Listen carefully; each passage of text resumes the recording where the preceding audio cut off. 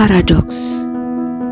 Ketika kau diperhadapkan dengan dua hal yang bertentangan, tapi berjalan bersamaan.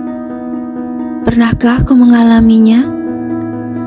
Halo teman-teman, bertemu lagi dengan Pratsna di sini. Kita masuk ke renungan yang ke-15 yang kuberi judul Paradoks. Seperti biasa, kita awali renungan ini dengan cerita pendek yang berjudul Mengapa Orang yang Baik Mati.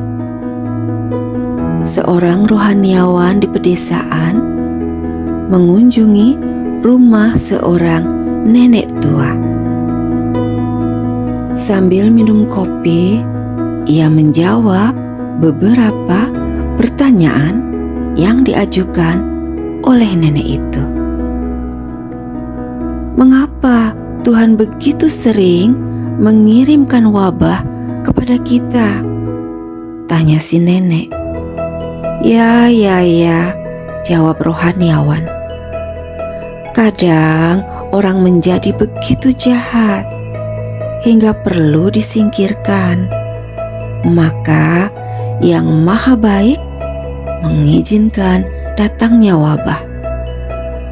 Tetapi, tukar si nenek, mengapa begitu banyak orang yang baik juga disingkirkan bersama yang jahat? Oh, orang-orang baik itu dipanggil untuk menjadi saksi. Sang rohaniawan menjelaskan. Sebab Tuhan ingin menjalankan pengadilan yang adil bagi setiap jiwa. Percakapan yang sering terjadi dalam kehidupan kita sehari-hari bukan? Tetapi bagi Pratsna ada suatu makna yang dalam di balik percakapan antara rohaniawan dan sang nenek. Apa itu Pratsna? Yuk kita gali sama-sama. Dari percakapan mereka, Pratsna melihat ada dua tipe kerangka berpikir yang berbeda.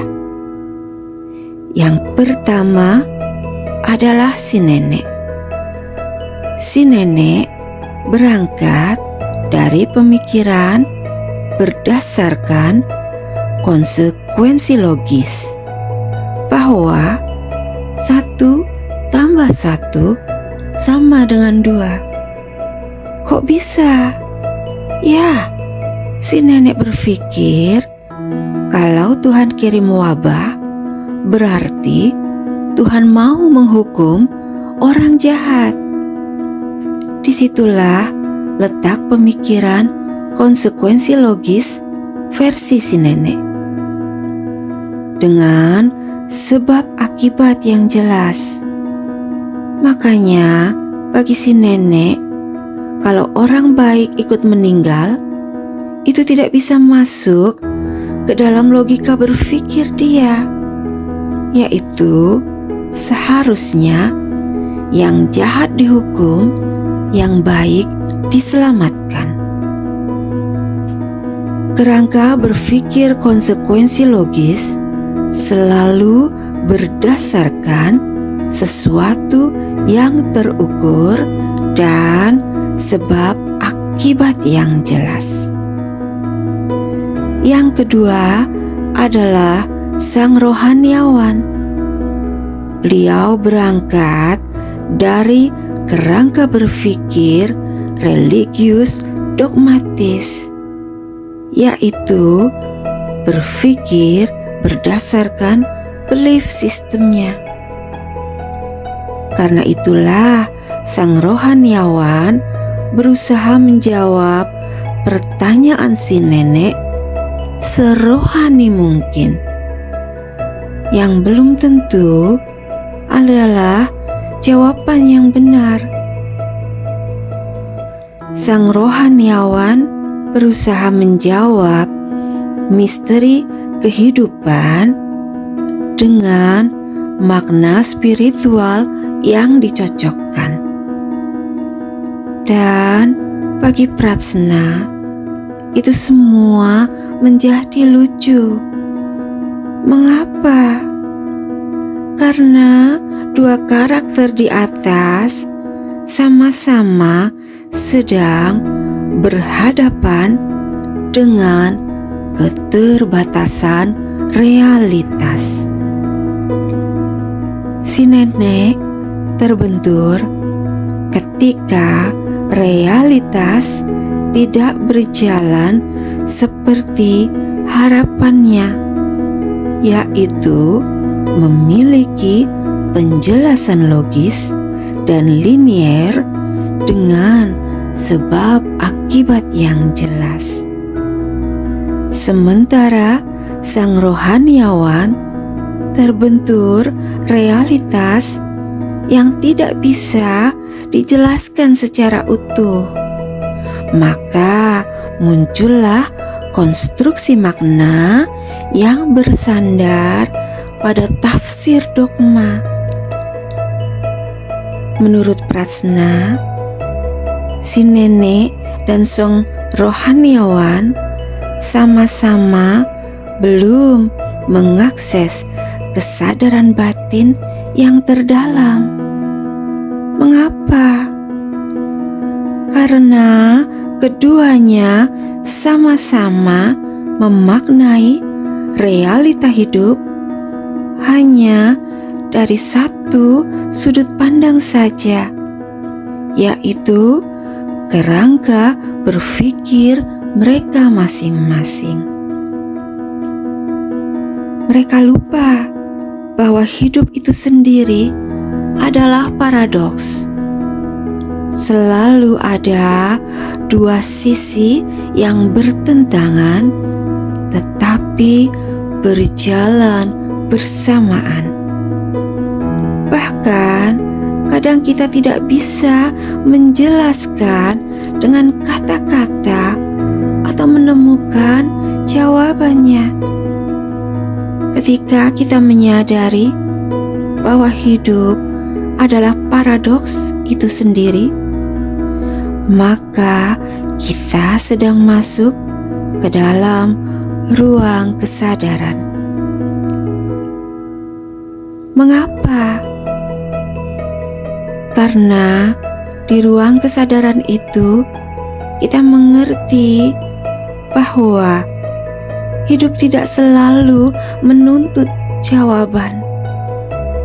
Kita tidak lagi terkondisikan dengan pola pikir manusiawi kita bahwa 1 + 1 sama dengan 2, dan tidak terkondisikan dengan pola pikir agamawi kita bahwa selalu ada jawaban lewat tafsir. Tidak semua hal harus ditemukan jawabannya saat itu juga.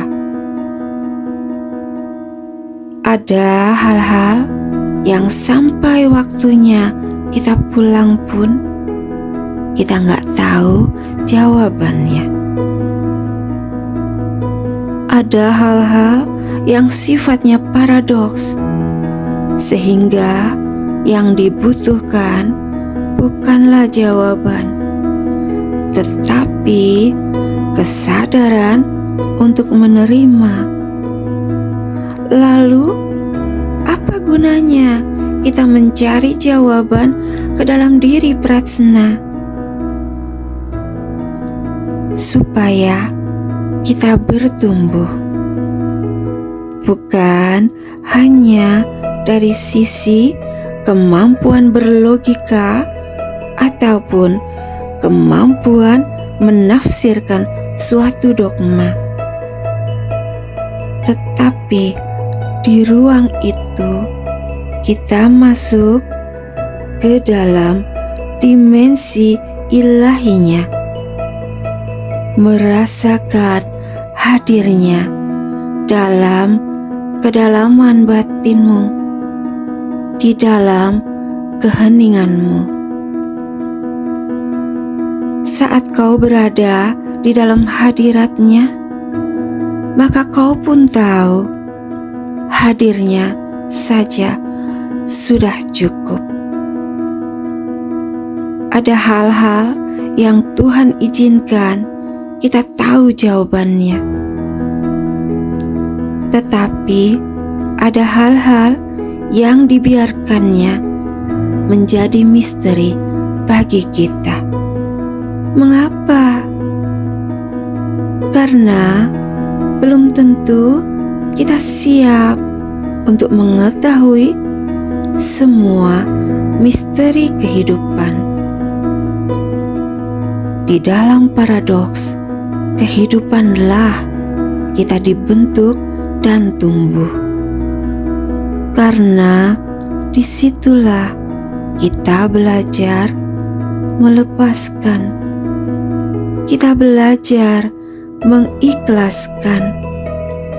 Kita belajar rendah hati dan kita belajar mengampuni. Hidup tidak selalu memberi kita logika sederhana.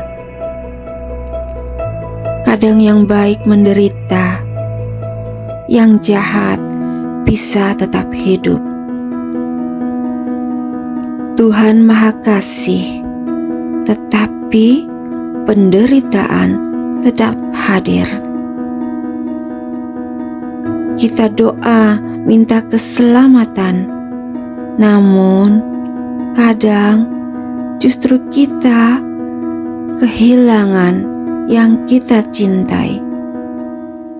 Semua itu membentuk paradoks dalam batin kita. Ada kasih, ada derita. Ada pengharapan, tetapi ada kehilangan. Ada iman, tetapi ada pertanyaan. Paradoks bukan tanda Tuhan tidak adil. Paradoks justru cara hidup untuk mempertemukan kita dengan ruang hening yang lebih tinggi. Bukan untuk memaksa jawaban, melainkan untuk mendewasakan kesadaran bahwa misteri kadang harus diterima tanpa dipahami.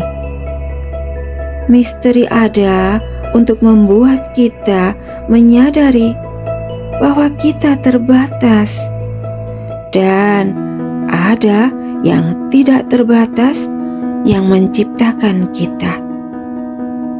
Maka saat kita menghadapi pertanyaan tanpa jawaban, bukan berarti kita kehilangan arah.